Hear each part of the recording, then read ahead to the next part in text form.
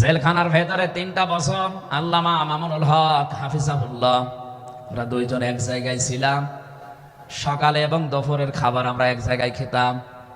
মাঝে মাঝে আমারে বলতেন যে হামজা, বাইরে যদি আল্লাহ নিয়ে যায় কোনোদিন কাফেরের জানাজায় যাব না, পড়াবো না। আমারে বারবার জিজ্ঞাসা করেছি, ভাই আপনি কাফের পান কোথায়? বাংলাদেশে তো সেরকম কাফের আমরা দেখি না। উনি আয়াতটা আমাকে শুনিয়ে বলেছিলেন, কাফের তো তারা যারা আল্লাহর কোরআনে বাধা দেয়। সুতরাং এই দেশে যারা কোরআনে বাধা দেবে সে ডাইরেক্ট হোক ইনডাইরেক্ট হোক, সূরা হামিম সেজদার 26 নম্বর আয়াতের দলিল অনুযায়ী লোকটা কাফের। কাফেরের জানাজা পড়া কিন্তু হারাম।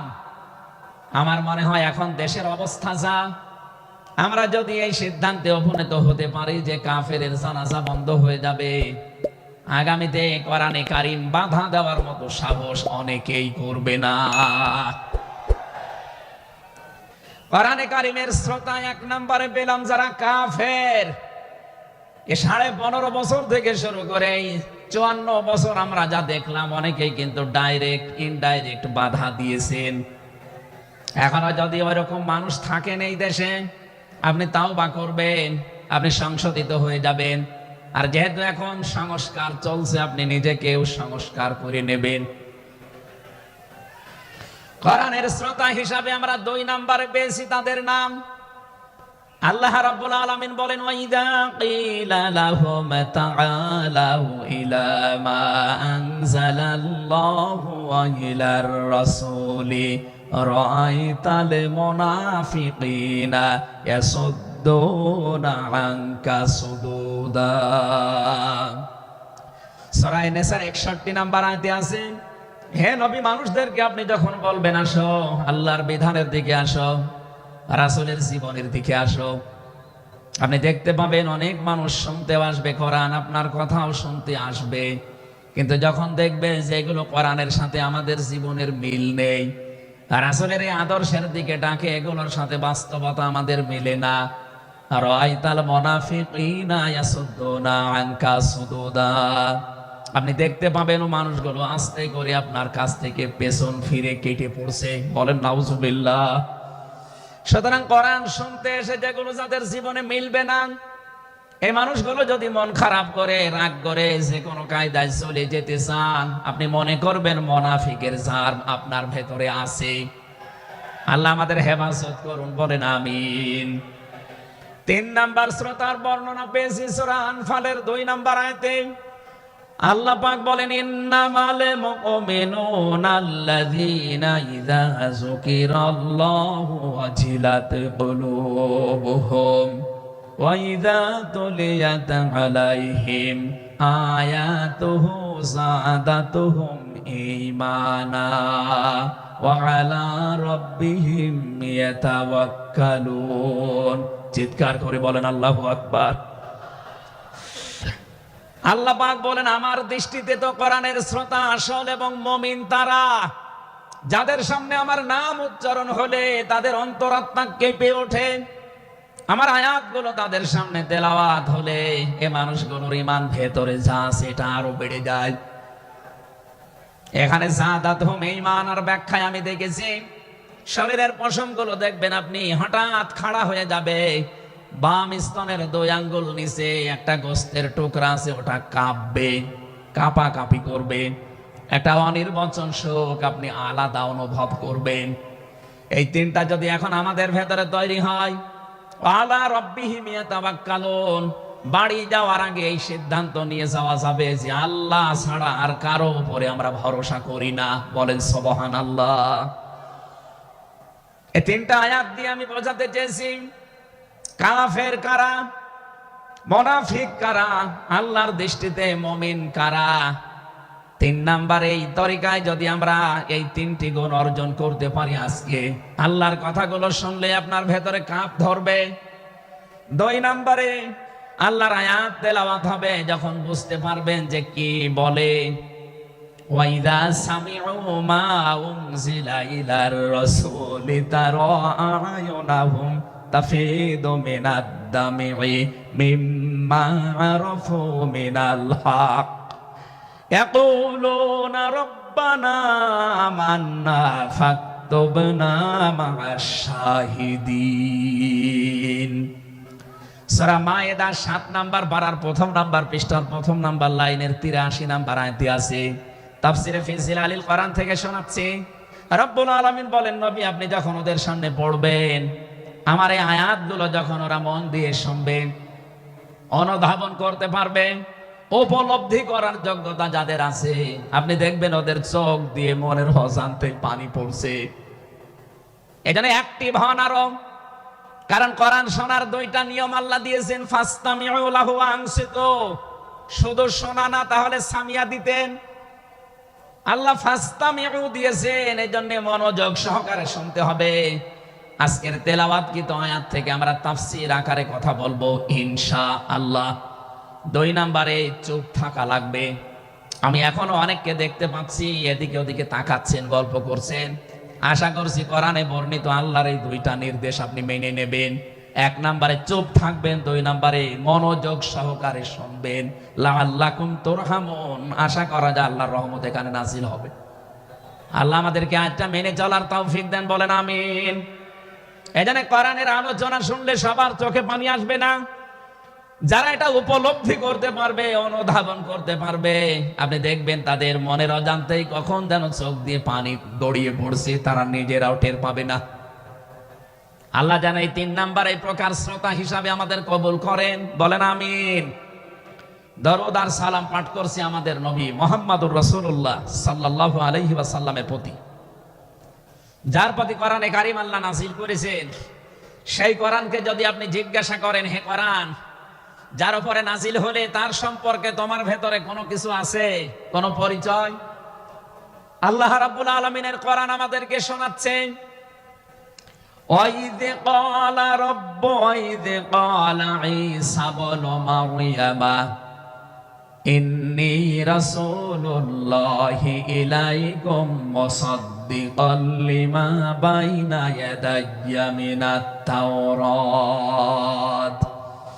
আয়াতের শেষের দিকে আল্লাহ ইসমুহু আহমাদ এই শব্দ দিয়ে জানিয়েছেন, হযরত ঈসা আলাইহিস সালাম তিনি জানিয়ে গিয়েছেন এই পৃথিবীতে আমার পরে একজন নবী আসবে যার নাম হবে আহমাদ। আমাদের নবীর পরিচয়টা আল্লাহ কোরআনে কারীম যিনি নাযিল করলেন তার উপরে, তার ভেতরেই তার নামটা আল্লাহ সংরক্ষণ করে দিয়েছেন। প্রশ্ন আসতে পারে, এক একজনের তো বহু নাম আমরা দেখি। হে কোরআন, তোমার ভেতরে কি মুহাম্মদুর রাসূলুল্লাহ সাল্লাল্লাহু আলাইহি ওয়াসাল্লাম এই নাম তোমার ভেতরে আল্লাহ কি তার সম্পর্কে দিয়েছেন নাকি? আমরা যে তেলাওয়াত করেছি সূরা ফাতিহা, এই সূরা থেকে যেহেতু আজকে আলোচনা করব, এই সূরার প্রথম আয়াতে আমার আল্লাহ আমার নবীর নামকে উল্লেখ করে জানিয়েছেন। এটা 29 নম্বর আয়াত, মুহাম্মাদুর রাসূলুল্লাহ। সূরা ফাতিহার 29 নম্বর আয়াতটা আমরা পড়েছি 4 ভাগের 1 ভাগ। এই আয়াত থেকে আমরা আজকের আলোচনার বিষয় সাজিয়েছি। আমার আজকের বিষয়বস্তু, আমরা মুহাম্মদুর রাসূলুল্লাহর উম্মত হতে চাই। সত্যি যদি আল্লাহর দৃষ্টিতে বিশ্বনবী মুহাম্মদুর রাসূলুল্লাহর উম্মত আমরা হতে চাই, মাস্ট বি তেলাওয়াতকৃত আয়াতের এই বর্ণিত গুণগুলো আমাদের এখন থেকেই অর্জন আরম্ভ করা লাগবে। আমি সহ যারা এসেছি অবশ্যই আল্লাহ এই গুণগুলো এখন থেকে যেন পালন করার তৌফিক আমাদেরকে দান করেন, আমিন। সূরার নাম সূরা ফাতিহা, ফাতাহ মানে বিজয়। এই সূরার প্রথম আয়াতের ভেতরে এই শব্দটা আছে, এখান থেকেই নামকরণ করা হয়েছে। আল্লাহ রাব্বুল আলামিন বলেন, ইন্না ফাতাহনা লাকা ফাতহাম মুবিনা। অবশ্যই হে নবী, আমি আপনাকে একটা সুস্পষ্ট বিজয়ের সুসংবাদ দিচ্ছি। এই বিজয়ের ঘটনা তো ঐতিহাসিকভাবে ইবনে কাসিরের ভেতর থেকে আমি শিক্ষার জন্য এবার বলছি। এদিকে খুব অ্যাক্টিভ হয়ে থাকবেন। ফাতিহার 18 নম্বর আয়াত। আমার যতটুকু পড়াশোনা আছে, আমার যতটুকু লেখাপড়ার স্টাডি আছে, এই আয়াতটা এখন বাংলাদেশে সবচাইতে বেশি প্রয়োজন। সূরা ফাতিহী 18 নম্বর আয়াত। যে যেখানে আছেন, দাঁড়িয়ে আছেন, বসে আছেন, শুয়ে আছেন, কান এবার খাড়া করে দেন। হুদায়বিয়ার সন্ধির যে ঘটনা আমরা শুনেছি এতদিন পর্যন্ত, শুধু শুনেছি অনেকে, কিন্তু এখান থেকে শিক্ষাটা আজ অনেকে নেয়নি। বাংলাদেশের এখন যে অবস্থা, এই শিক্ষা নেওয়ার সময় এখনই। নবীজি 1400 মানুষ নিয়ে এসেছিলেন সাহাবায়ে কেরাম নিয়ে হজ করার জন্য। হুদায়বিয়া নামক যে জায়গাটা এখন কূপ আছে, এখানে এই জায়গায় নবীজি আশ্রয় নিলে আস্তানা গাড়লেন, তাবু গাড়লেন। কাফেরদের পক্ষ থেকে এখানে প্রতিবন্ধকতা সৃষ্টি করা হয়েছে যে না, আপনাদেরকে আমরা আর যেতে দেব না। বিশ্বনবী তাদেরকে প্রস্তাব দিলেন যে আমরা কিচ্ছু নিয়ে আসিনি সাথে করে, শুধু হজ করেই চলে যাব। কাফেরদের পক্ষ থেকে আওয়াজ এলো না, আপনাকে আমরা যেতে দেব না, তবে আমাদের একটা প্রস্তাব আছে। আপনি যদি আগামী বছরে আসেন হজ করে যেতে পারবেন, কিন্তু এবছরে আপনাদেরকে আমরা আল্লাহর ঘর কাবায় যেতে দেব না। কি নিষ্ঠুর আচরণ তাকান! আল্লাহ পাকের নবী আল্লাহর ঘর তাওয়াফ করবে, বাধা দিচ্ছে যারা আল্লাহকে বিশ্বাস করে না তারা। এ বাংলাদেশে 50টা বছর কোরআনে কারীম প্রচার করেছে যারা, কোরআনের পাখি শহীদ আল্লামা দেলাওয়ার হোসাইন সাইদি রহমতুল্লাহ আলাইহি, তার নামে মামলা দেওয়া হয়, কেস দেওয়া হয়, তিনি নাকি ধর্মীয় অনুভূতিতে আঘাত দিয়েছে। আমার তো মনে হয় 1500 বছর আগে নবীজিকে যারা বাধা দিয়েছিল আল্লাহর ঘর কাবায় হজ করতে দেবে না, 1500 বছর পরে যেন তাদের প্রেতাত্মারাই ফিরে এসেছে। আল্লাহর নবী বললেন ঠিক আছে, ওসমানকে পাঠালাম। হযরত ওসমান ইবনে আফফান রাদিয়াল্লাহু তাআলা আনহু তিনি গেলেন। হযরত ওসমানকে তারা আটক করার পরে ঘোষণা দিয়ে দিল, কতিলা ওসমান ইবনে আফফান, ওসমানকে হত্যা করা হয়েছে। এ সংবাদ যখন নবীজির কাছে এসেছে, যশোরবাসী খুব খেয়াল করেন, এখানে হযরতে ওসমানকে তারা হত্যা করার ঘোষণা দিয়ে মিথ্যা একটা সংবাদ পাঠিয়ে দিয়েছে নবীজির কাছে। নবীজি সাহাবায়ে কেরামকে বললেন, যারা ইহরামের কাপড় পরে এসেছিলে সব এখন খুলে ফেলো। সাহাবায়ে কেরাম বলেন, হে রাসূল, ইহরামের কাপড় করলে হজ? বলে হজ আগামী বছর। বাংলার মুসলমানের আমি কেন বলছি আয়াতটা, 2-1 মিনিট পরে আপনি টের পাবেন। দ্বিতীয় নম্বর, নবীজি বললেন আজকে রমজান মাস, এটা রমজান মাসের এখন আর আধা ঘন্টা 1 ঘন্টার সময় আছে মাত্র ইফতারি করার, এখনই ভেঙে ফেলো, ইফতারি করে ফেলো। দরকার আগামীতে রোজা আবার রমজান সিয়াম আবার করে দেওয়া যাবে। যে দুইটা সিদ্ধান্ত নিলেন দুইটাই ফরজ, একটা রোজা একটা হজ।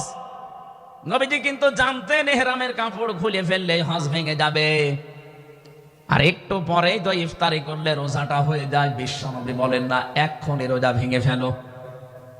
আবার বলছে কান খাড়া করেন, আমি কিন্তু 2 মিনিটের ভেতরে জায়গায় যাব। এত বড় দুইটা বড় বড় ফরজ বিধান নবীজি লঙ্ঘন করছেন, কারণটা কি?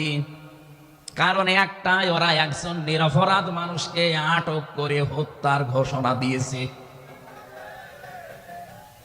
আপনি বাংলাদেশকে 15.5 বছরের সাথে ওই ঘটনাটা মিলান।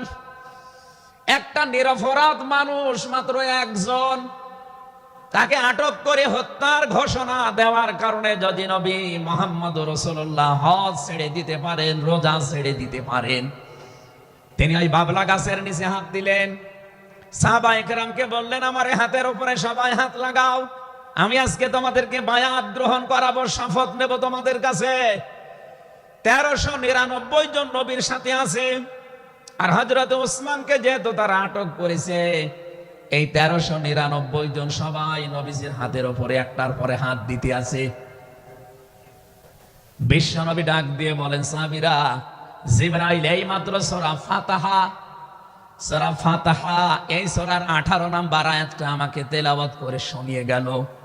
জিবরাইল এসেছিল, তোমরা কেউ দেখতে পাওনি। জিবরাইল আয়াতটা শুনিয়েছে, লাকাদ রাদিয়াল্লাহু আনিল মুমিনিনা ইয ইউবাইউনাকা তাহতাশ শাজারাতি ফাআলিমা মা ফি কুলুবিহিম ফানজালাস সাকিনাতা আলাইহিম ওয়া আসাবাহুম ফাতহান করিবা।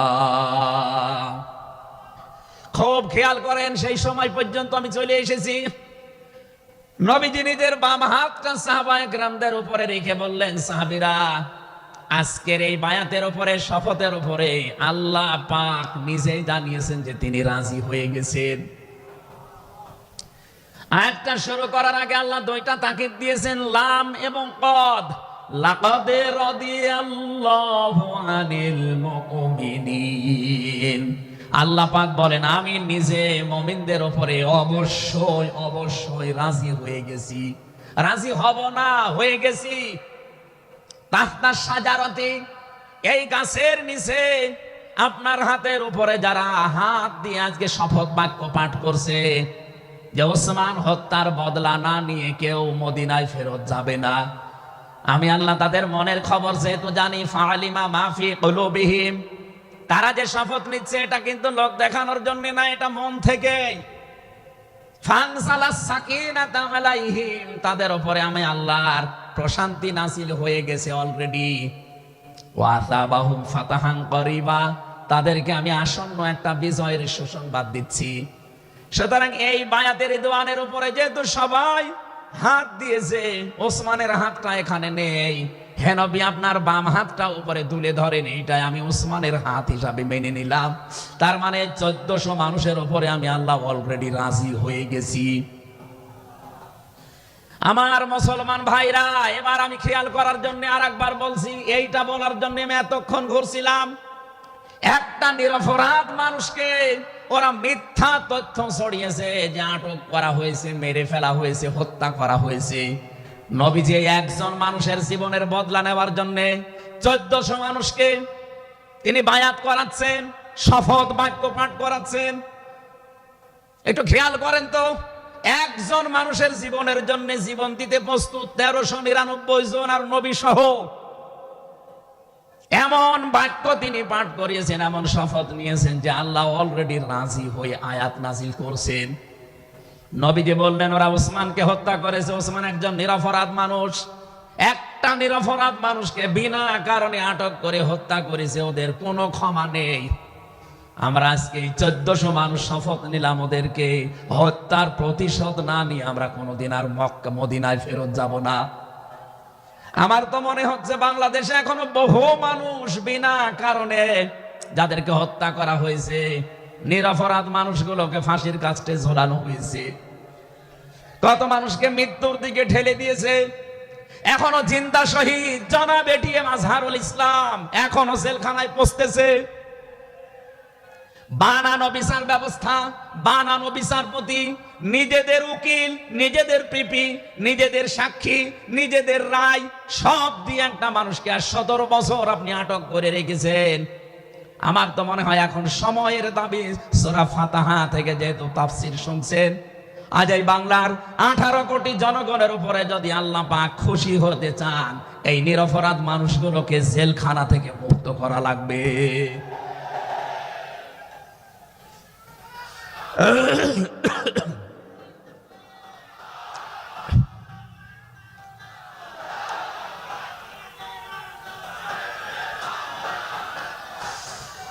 যশোর বাসে আল্লাহ রাব্বুল আলামিন এখানে কয়েকটা বিষয় আমাদেরকে উপহার দিতে চেয়েছেন সুসংবাদের মাধ্যমে। 1 নম্বরে আল্লাহ বলেন আমি রাজি হয়ে যাব। 2 নম্বরে ওদের মনের মূল কথাগুলো যেহেতু আমি জানি, সুতরাং যারা নারায়ে তাকবীর আল্লাহু আকবার স্লোগান দিয়ে এই মাজলুম মানুষটার পক্ষে অবস্থান নিলেন, আমার তো মনে হচ্ছে ফানজালাস সাকিনাতা আলাইহিম, আল্লাহ পাক তার রহমত এখন এই দেশের উপরে নাজিল করবে। 2 নম্বরে ওয়াসাবাহুম ফাতাহান করিবা, একেবারে সুপ্রসন্ন নিকটবর্তী বিজয় আমাদেরকে আল্লাহ এই মাজলুম মানুষটার পক্ষে দাঁড়ানোর কারণে দেবে। আমি আজকে একজন জেলখাটা মানুষের সাথে কথা বলছিলাম, তিনিও প্রায় 3.5-4 বছর জেলে ছিলেন। তিনি জ্বালাচ্ছিলেন যে হামজা ভাই, আসলে আমরা যারা জেলে ছিলাম তারা ছাড়া এটা বোঝানো সম্ভব না।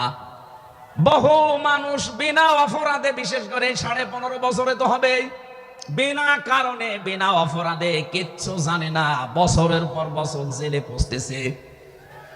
ওরা যদি একজন নিরপরাধ মানুষকে মিথ্যা কথা ছড়িয়ে দেওয়ার কারণে নবী যেরকম সিদ্ধান্ত নিতে পারে, আজ বাংলার 18 কোটি মানুষ দল বেদল সব ভুলে গিয়ে নিরপরাধ যত মানুষ জেলে ভর্তি আছে, গুম হয়েছিল, খুন হয়েছিল যারা, এদের পক্ষে দাঁড়াতে যদি সত্যি আপনি মন থেকে এগিয়ে আসতে পারেন, আল্লাহর কসম আমাদের সামনে আল্লাহ বিজয় দেখাবেন। বিজয় আমরা দেখতে পাচ্ছি সূরা কসস 20 নম্বর পারার 4 নম্বর পৃষ্ঠার 15 নম্বর লাইনের 5 নম্বর আয়াত। বাড়িতে যে আয়াতটার তাফসীর দেখবেন, আল্লাহ রাব্বুল আলামিন বলেন, নুরিদু আন্নামুন্না আলাল্লাযীনা ইসতাদঈফু ফিল আরদ ওয়া নাজআলাহুম আইম্মাতাও ওয়া নাজআলাহুমুল ওয়ারিসিন। আমি আল্লাহ একটা ইচ্ছা করলাম, হাজার হাজার বছর আগে হে নবী, এই পৃথিবীর ময়দানে ফেরাউন নামে একটা লোক ছিল।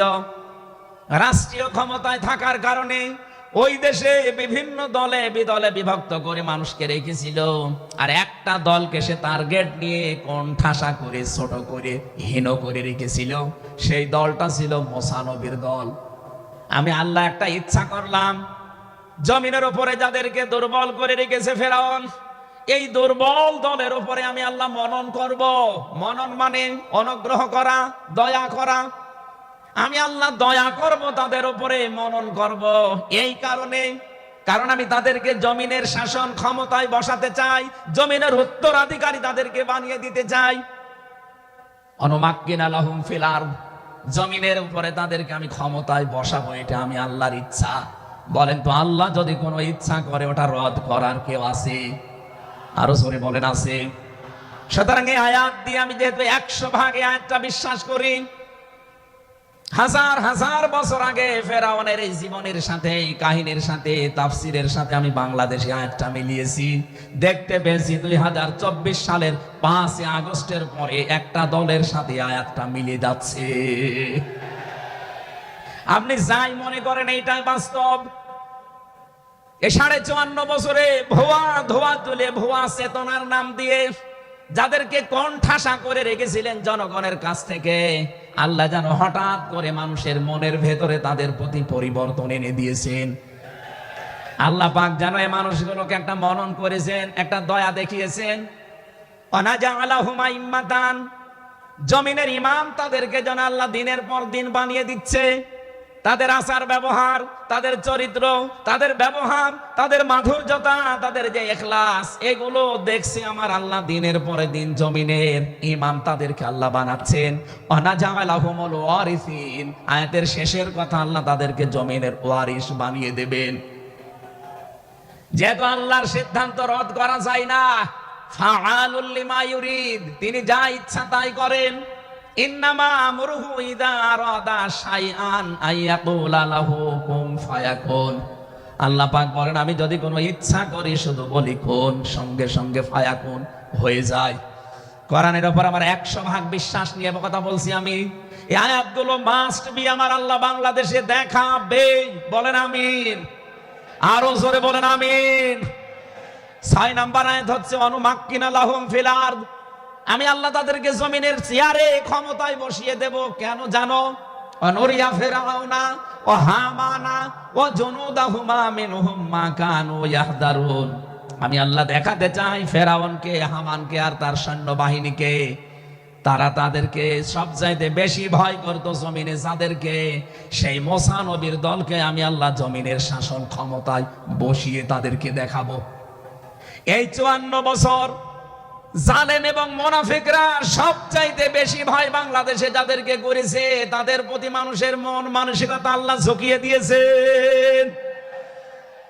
এখানে কোরআনের আয়াতের উপরে বিশ্বাস করে বলছি, এই বাংলাদেশে যারা নিরপরাধ মানুষ আছে তাদেরকে যদি 5 তারিখের পরে বিভিন্ন আন্দোলনের কারণে, মানবিকতার কারণে ছেড়ে দেওয়া হয়, বিশেষ করে ম্যাডাম খালেদা জিয়াকে আপনি ছেড়ে দিয়েছেন, এরপরে আমরা দেখতে পেলাম আব্দুল সালাম পিন্টু ভাইকে ছেড়ে দিয়েছেন, এরপরে গিয়াসউদ্দিন মামুন ভাইকে ছেড়ে দিয়েছেন, মিয়ানুরউদ্দিন অপু ভাইকে ছেড়ে দিয়েছেন।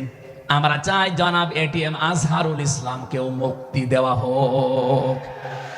এ দাবির পক্ষে আছেন কারা দেখি? লিল্লাহি তাকবীর।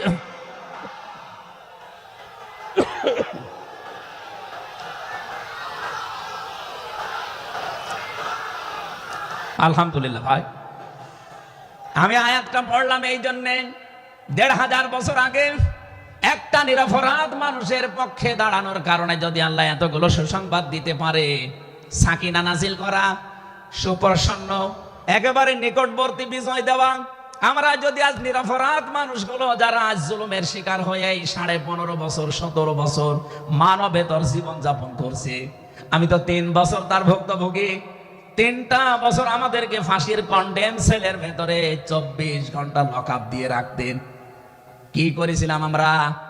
আজকে এই যে মাহফিলের 6 জন আলেমের ভেতরে আমরা 3 জনই এক জায়গায় ছিলাম জেলখানায়, আর বাকি 3 জনের ভেতরে একজন তো বাইরের দেশে, আর 2 জন আব্দুল হাই সাইফুল্লাহ, শাইখ আহমদুল্লাহ, 2 জন মুসলিম। তাদেরকেও কোরআনের কথায় দেশে 15.5 বছর আপনারা বলতে দেননি। এজন্য আমি আয়াত থেকে যেটা শিক্ষা দিতে চাই, কাটছাট কথা বলছি।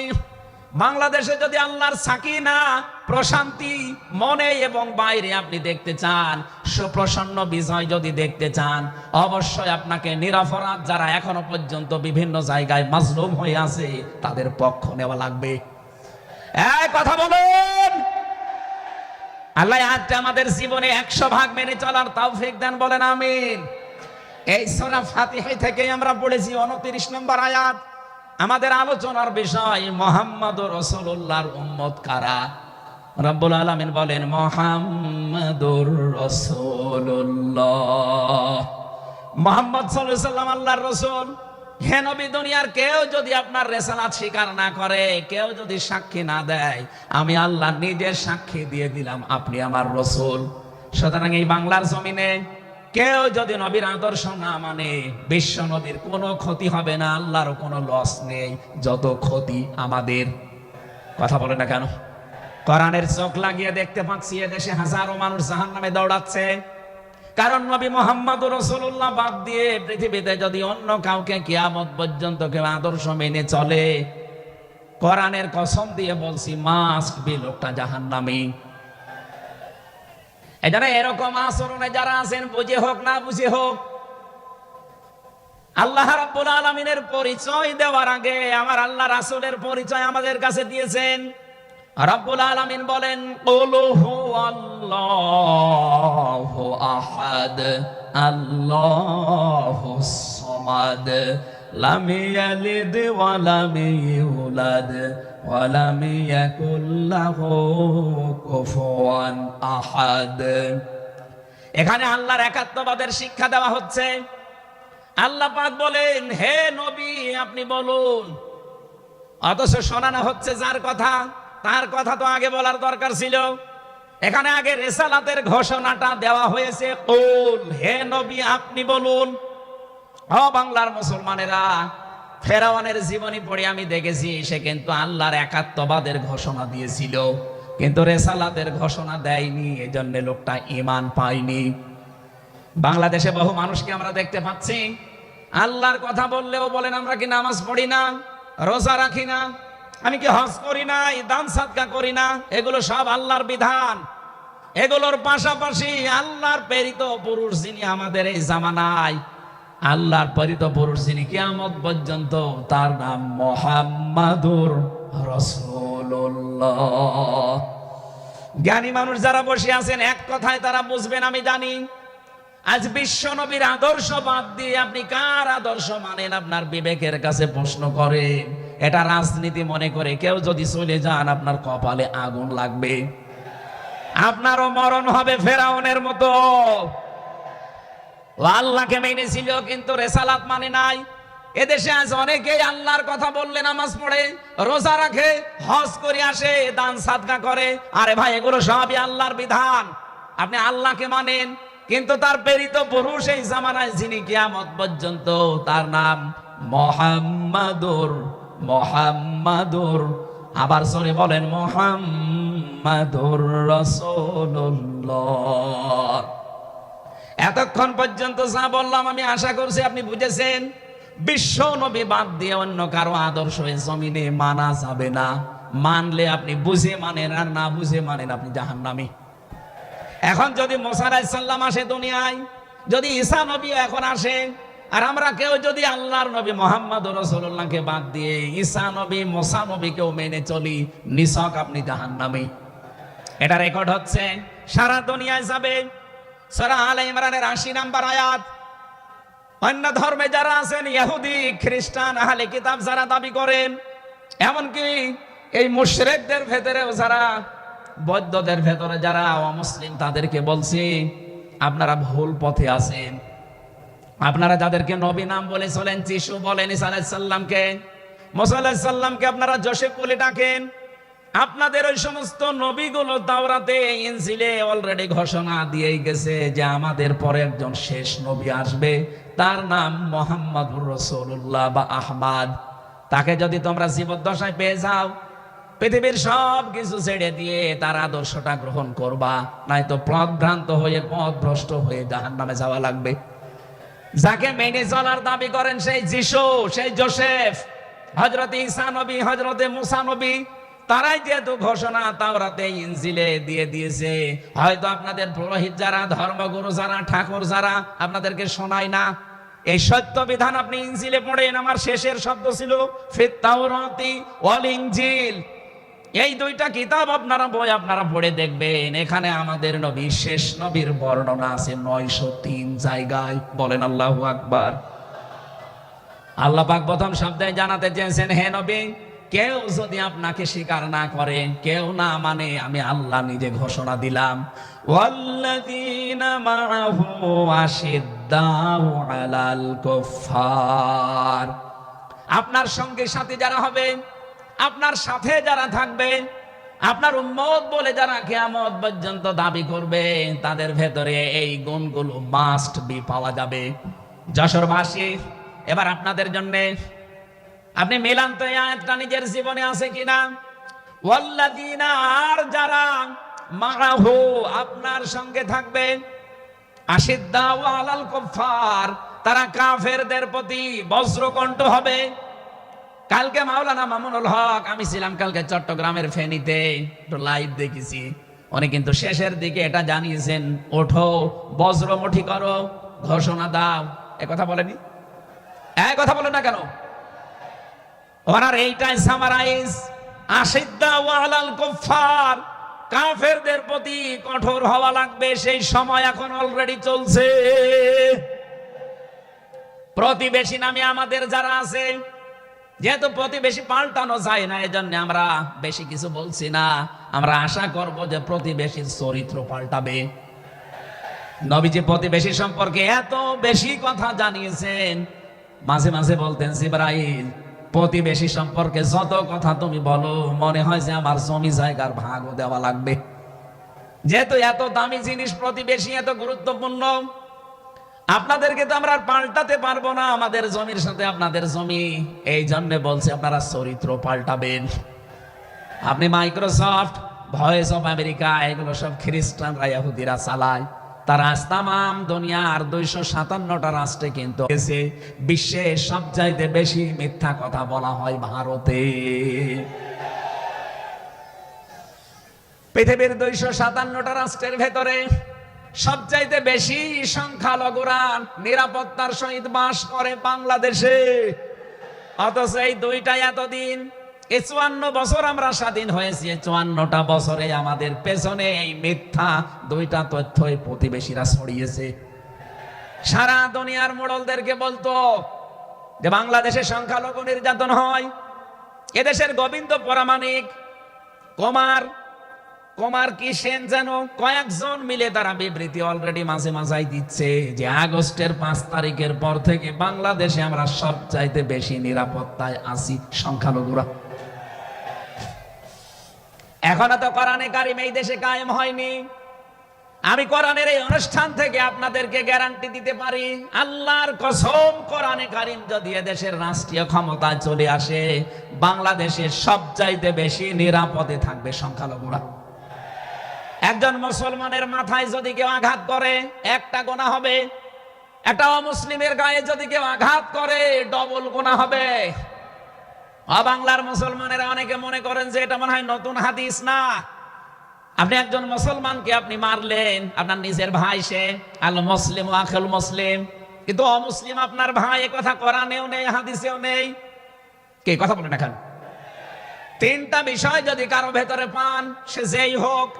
এক নম্বরে কেউ যদি আমার কেবলাকে কেবলা মনে করে, ফাহুয়া আখি, সে আমার ভাই। দুই নম্বরে আমার জবাই করা জিনিস যদি সে খেতে চায়, ফাহুয়া আখি, সে আমার ভাই। তিন নম্বরে সে যদি আমার মতো নামাজ পড়ে, সে আমার ভাই। সুতরাং এই তিনটা বিষয় সামনে রেখে আমরা এই দেশে যারা আছি, মতের হয়তো মিল নেই, দলের হয়তো নামের মিল নেই, কিন্তু এই তিনটা বিষয় যারা মানবেন, আমার মতো নামাজ পড়বেন, আমার কাবাকে কাবা মনে করবেন, আমার জবাইকে তো বেশ আপনিও খাবেন, এটা যেই হোক, এই দেশে আমরা সবাই তাকে ভাই ভাই ভাই মনে করি। কথা বলেন ঠিক কিনা? এই তিনটার বাইরে যারা আছেন তারা তো আর আমার ভাই না। তাদের সম্পর্কে কি? তারা আমার এই দেশের আমানাত। এক নম্বরে এই সংখ্যালঘু যারা আছে, হিন্দু হোক, খ্রিস্টান হোক, বৌদ্ধ হোক, মুশরিক হোক, যাই হোক, যারা আছে তাদের উপর যদি আপনি অত্যাচার করেন, তাদের মন্দির ভাঙেন, তাদের দেবতাকে গালি দেন, তাদের মাথায় বাড়ি দেন, সাদাবাজি করেন, এক নম্বরে জুলুমের গুনাহ হবে, দুই নম্বরে আমানতের খেয়ানতের গুনাহ হবে। এই জন্য আমরা সাবধান থাকি। আগস্টের 5 তারিখের পরে আমরা অনেকের চরিত্র একটু ওলট পালট দেখতে পাচ্ছি। আশা করছি আপনি থামবেন, নয়তো কিন্তু বদনাম হয়ে যাচ্ছে। আপনি গোয়েন্দা বিভাগের খোঁজ রাখেন, তারা কিন্তু সব নখদর্পণে রেখেছে, কে কি করছে এটা সব তারা দেখছে। এই জন্য আমরা এমন কোন আচরণ না করি, আপনার নিজের ভুলের কারণে নিজের পায়ে আবার গোড়াল লেগে যায়। তারা সব দেখতে পাচ্ছে। এই 4.5 মাসে কারা মানবতার জন্য কাজ করে, কারা দেশের জন্য কাজ করে, কারা এই 2780 জন মানুষ হাসপাতালের বেডে কাতরাচ্ছে, এদের কাছে কারা গেছে, সব খোঁজ তাদের কাছে আছে। 2732 জন মানুষ হত্যা হয়েছে একজনের নির্দেশে। এতগুলো শহীদ পরিবারের পাশে কারা কারা দাঁড়াচ্ছে, সব তাদের কিন্তু ডকুমেন্ট আছে। এই জন্য আপনি মনে করছেন আমি ডুবে ডুবে জল খাবো, ঘোলা পানিতে মাছ শিকার করব, কেউ কিছু টের পাবে না, কখনো না। সব তাদের আয়ত্তের ভেতরে আছে। এই জন্য এমন কাজ করা দরকার আমাদের, আগামীতে যেন শুধু ওই 14 দল বাদ দিয়ে আমরা যারা মাজলুম আছি, এই মানুষগুলো যেন রাষ্ট্রের দায়িত্ব পায়, আর কোরআন আর হাদিস দিয়ে বাংলাদেশের 56,000 বর্গ মাইল চলে। কারা কারা রাজি আছেন দেখি? লিল্লাহি তাকবীর।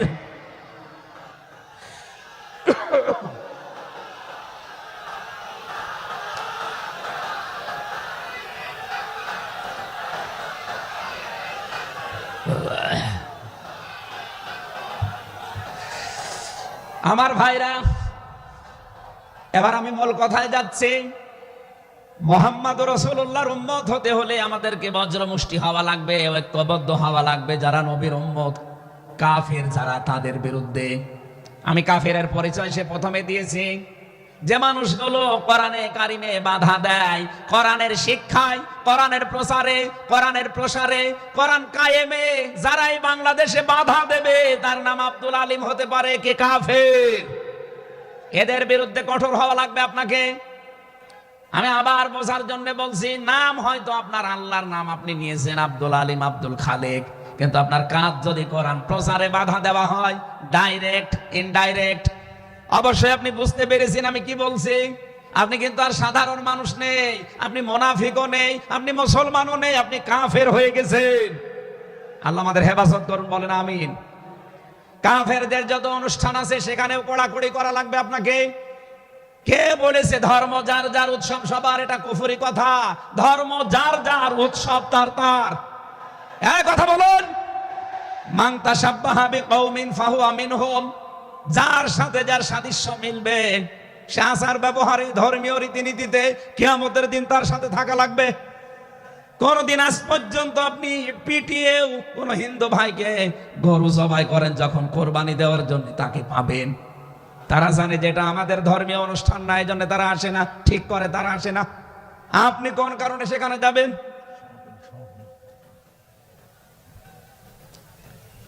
রহমাউ বাইনাহুম, দ্বিতীয় নম্বরে আমরা পেয়েছি নিজেদের ভেতরে মহব্বত, ভালোবাসা, সম্প্রীতি, মায়া, মমতা, এটা নিজেদের ভেতরে বাড়ানো লাগবে।